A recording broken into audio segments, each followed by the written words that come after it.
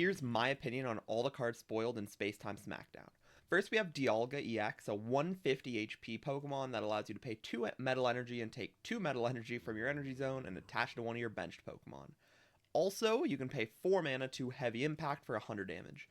Genuinely, whenever I was reading this card, the very first thing that popped out to me was obviously Archea Dialga Palkia from the trading card game. It doesn't have that EX attack, it's missing a lot, but just the idea of dealing chip damage while accelerating 2 energy on a basic, like Lilligant is already super fringe playable in grass, and it's a stage 1 that only attaches 1 energy. Like this card is going to create an entire realm of metal decks. I think the question is, are those metal decks going to be tier 1 or tier 2?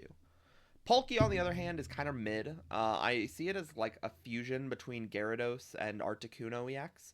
150 basic again, 1 energy to deal 30 damage, and 4 energy to deal 150, as well as 20 to all of your opponent's bench.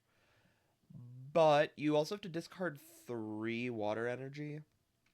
My problem with this card is it has the same energy requirement as something like, Gyarados EX, but you have to keep using it over and over again. You can't just Misty once and forget about it. Also, it has the effect of Articuno EX, which, why aren't you just playing Articuno EX?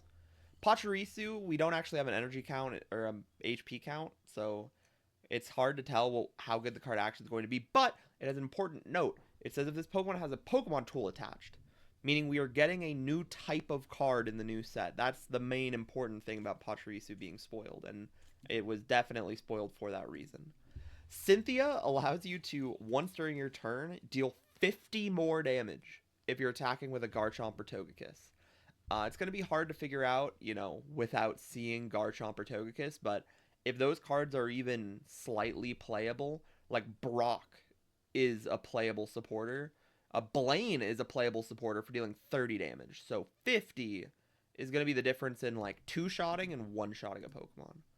Finally, Pokemon Zone has this card up. I don't know where it came from, but it's Lucario, 100 HP, evolved from Riolu. Attacks by your fighting Pokemon deal plus 20 damage. And that doesn't have a clause to prevent it from stacking. So maybe there's like a weird fighting basic deck that runs 2 Lucario to make all your attacks hit for damage. Overall, I think the set is going to be really powerful just from the cards they've spoiled so far. It's definitely going to be enough to compete with Genetic Apex.